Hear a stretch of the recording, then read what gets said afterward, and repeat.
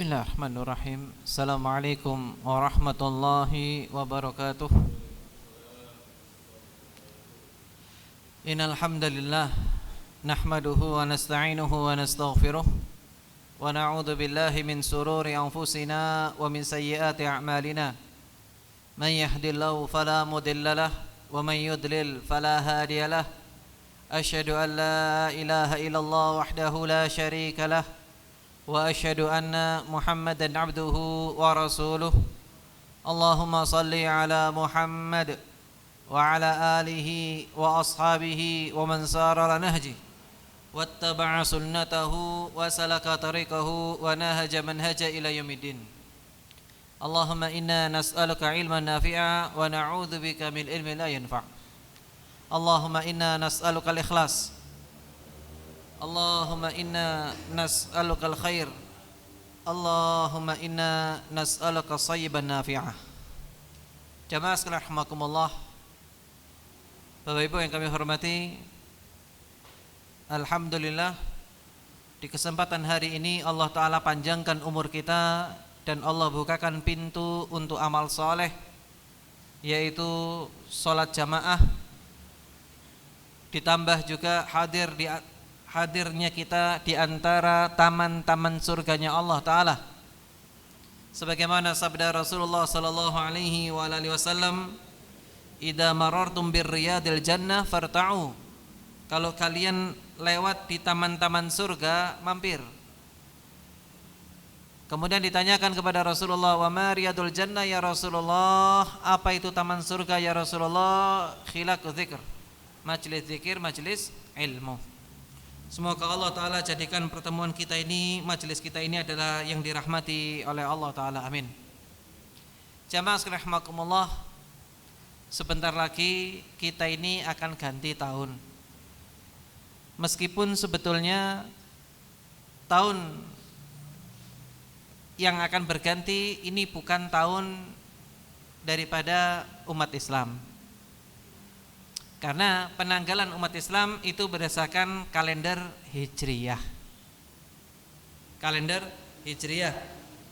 Sedangkan tahun yang akan berganti ini adalah yang dikenal dengan kalender, istilahnya adalah kalender Gregorian. Karena kalau kita lihat sejarahnya, penanggalan awal 1 Januari itu memang dinisbahkan kepada tokoh daripada Kaisar Julius Kaisar.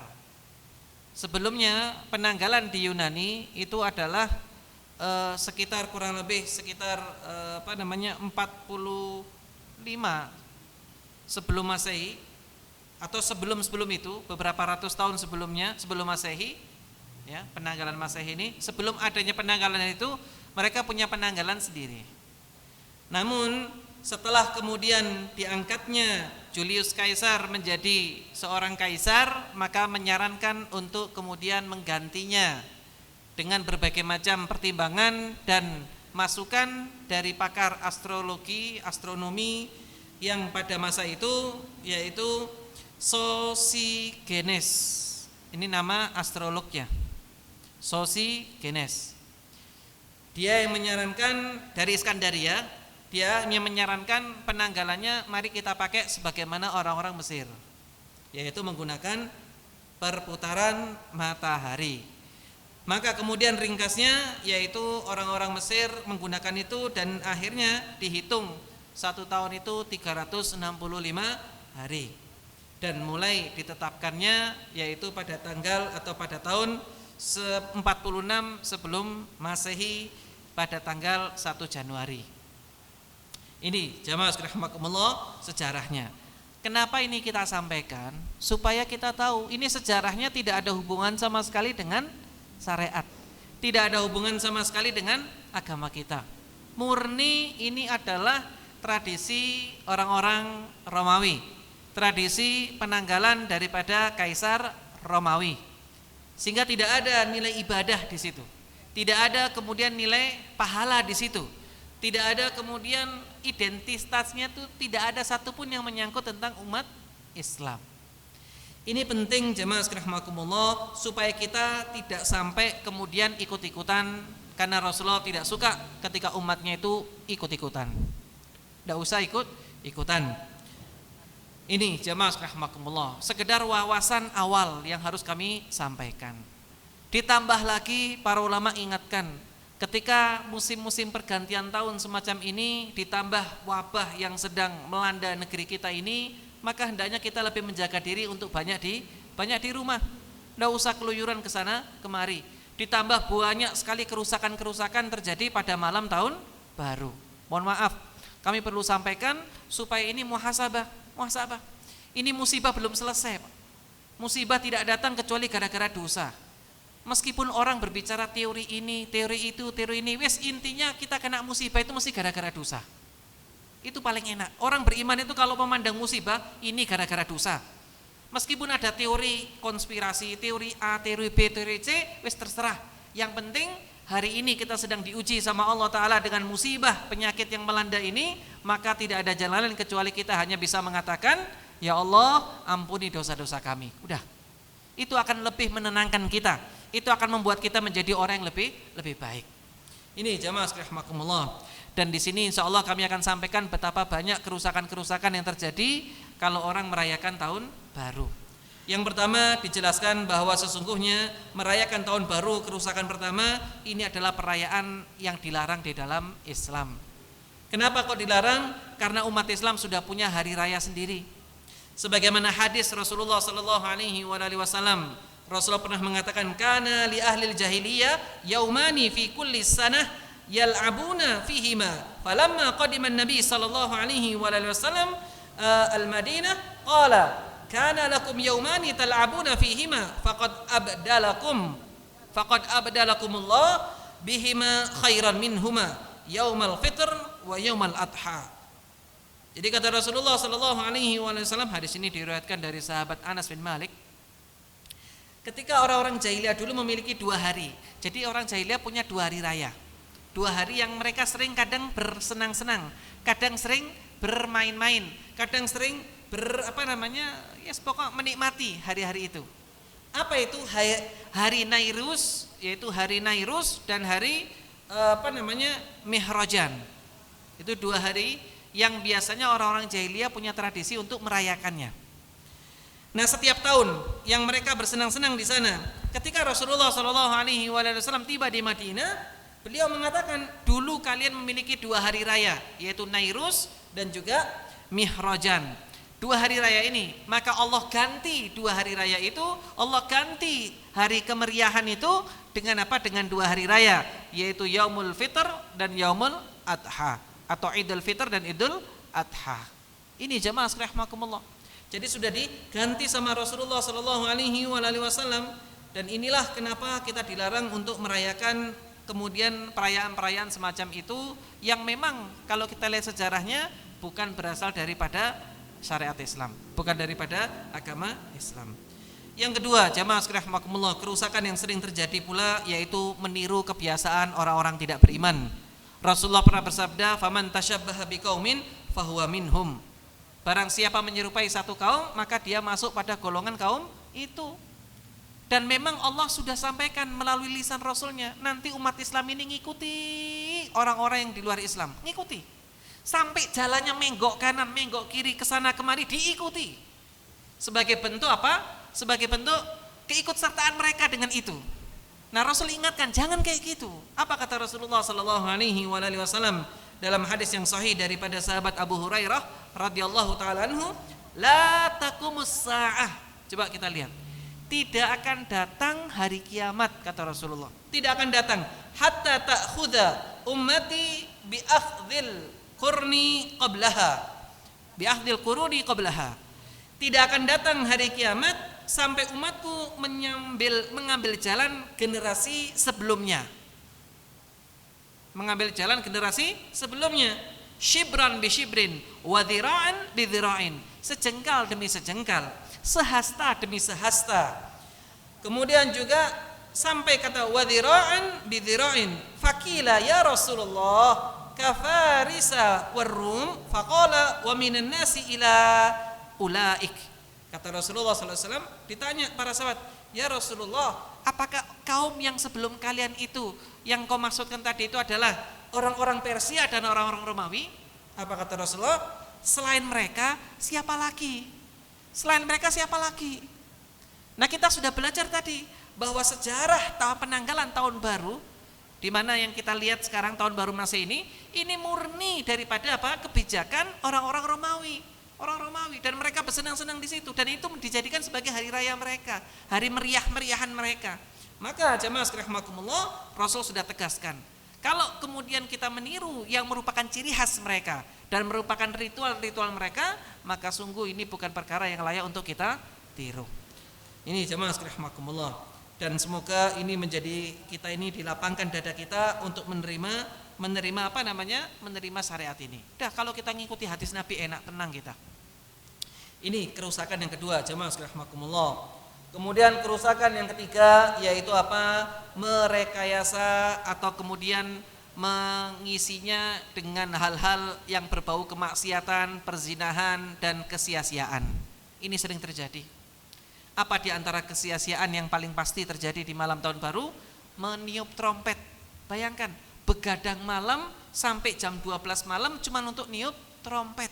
Subhanallah, kita dibodoh-bodohi sama syaitan.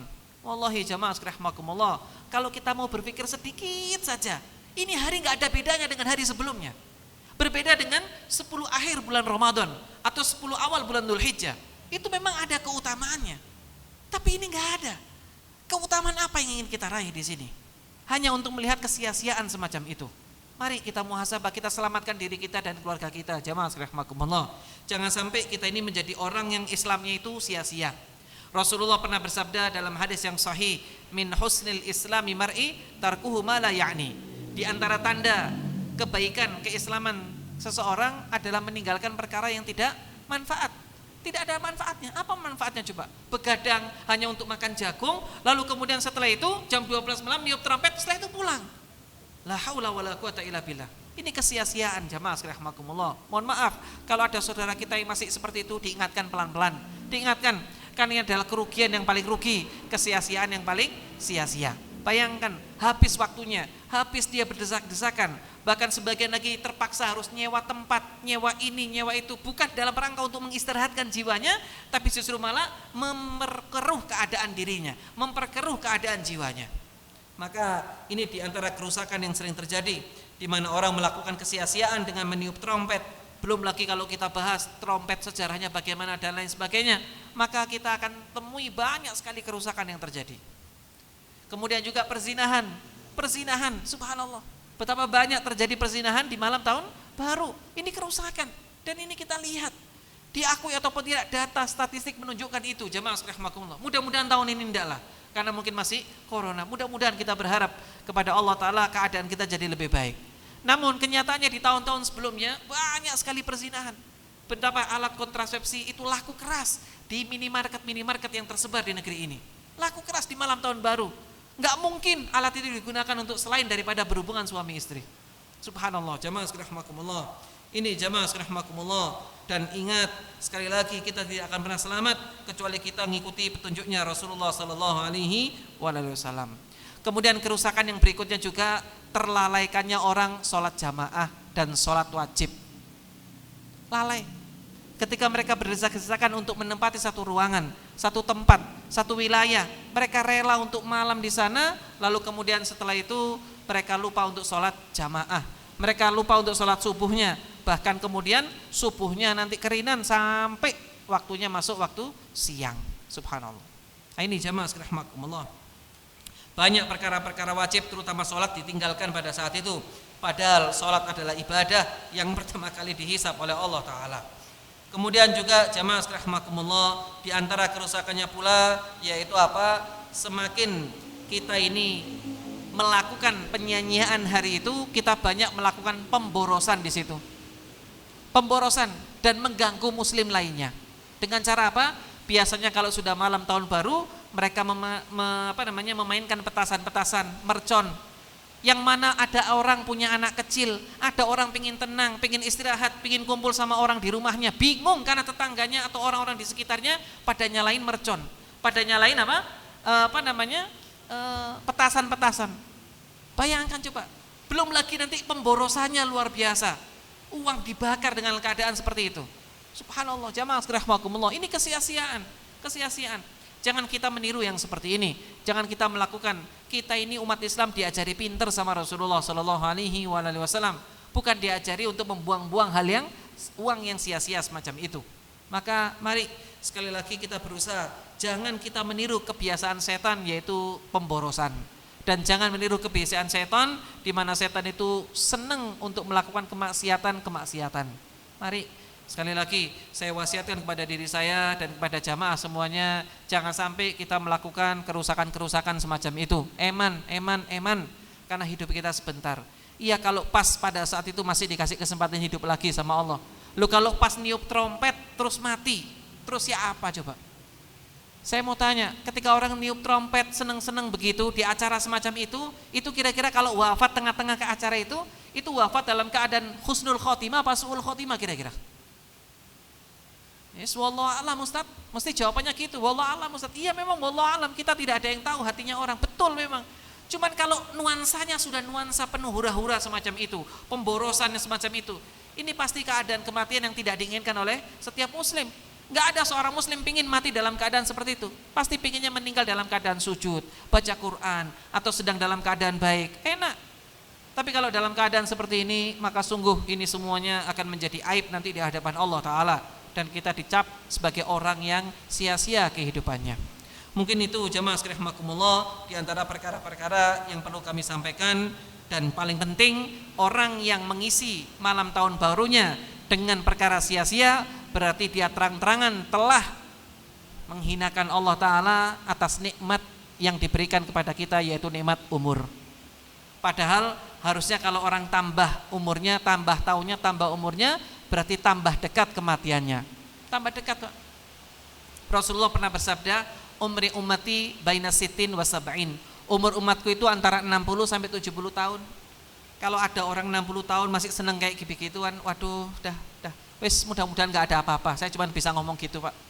Jangankan 60 tahun, 40 tahun saja ini usia warning.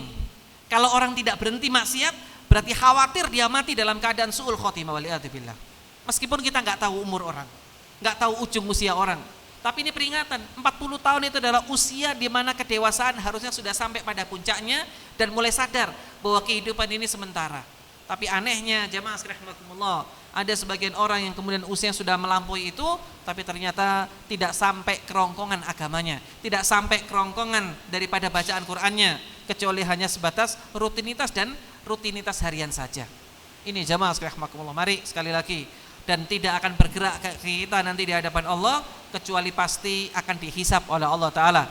La yazalu qadama abdin yaumal qiyamah, tidak bergeser kaki anak Adam di hari kiamat hatta yus'alu an arba, sampai dia ditanya tentang 4 perkara. Yang pertama, an umrihi fi ma afna, umurnya dihabiskan untuk apa? Habis umurnya untuk apa? Bicara penyanyian umur berarti bicara penyanyian waktu. Dan semoga Allah membantu kita untuk memperbaiki bagaimana cara kita memanage waktu-waktu kita. Mungkin itu jamaah sekalian rahimakumullah. Dan saya ingatkan kepada diri saya juga, kepada jamaah, mari perbanyak istighfar, perbanyak kemudian ibadah.